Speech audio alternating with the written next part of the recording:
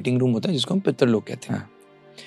अब सर हम ऐसा कहते हैं कि वो जो पितृ हैं उनका रीबर्थ हो गया, दोबारा से उनका जन्म हो गया, तो वो जो आत्मा है वो अब हो सकता है कि पितृदोष भी हो, वो पूजा भी कर रहे हैं, पर सर अब जब वो आत्मा किसी और बॉडी में उन्होंने जन्म ले लिया है तो फिर हम कौन से पितरों को पूज रहे हैं? नहीं देखो, इसका भी एक बड़ा पावरफुल लॉजिक है। एक बात को समझना जरूरी है कि हमारी सोल की कॉन्शियसनेस जो है ना जी। वो केवल एक शरीर तक सीमित नहीं है।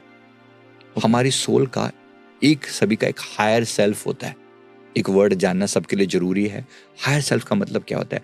हमारी सोल का जो ओरिजिनल ब्लूप्रिंट है, एक आत्मा का ओरिजिन होता है जहां से हमारी आत्मा, उसे आत्मलोक कहते हैं, स्पिरिट वर्ल्ड कहते हैं, राइट? तो एक स्पिरिट लोक, आत्म जगत के नियम करके एक किताब है, बड़ी फेमस बुक है, अनीता मुरजानी शायद उनका नाम है जहां तक मुझे याद है।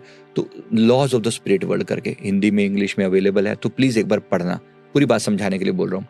Laws of the spirit world. तो स्पिरिट वर्ल्ड करके एक जगह है, ये पितृलोक वहीं पर है जहां हमारे पितृलोक है, उसी के पास में एक जगह है जिसका नाम है आत्मलोक, स्पिरिट वर्ल्ड। तो आत्मलोक क्या है? वो हमारी आत्माओं का ओरिजिनल प्लेस है जहां से हमारी आत्मा जब इस धरती पर आती है तो वो उस जगह से आती है।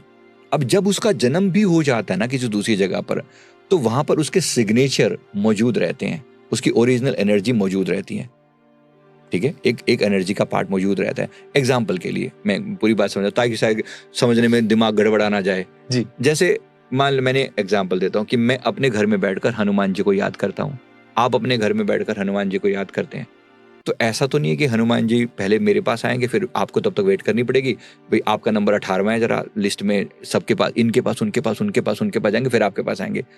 हनुमान जी के पास एक गुण है, मल्टी प्रेजेंस, है ना? वही एक ही समय में वो राघव जी के साथ भी हो सकते हैं, वो संजीव जी के साथ भी हो सकते हैं, वो कहीं अन्य भी हो सकते हैं, जी। हो सकते हैं ना? तो आत्मा के अंदर एक गुण है स्वाभाविक।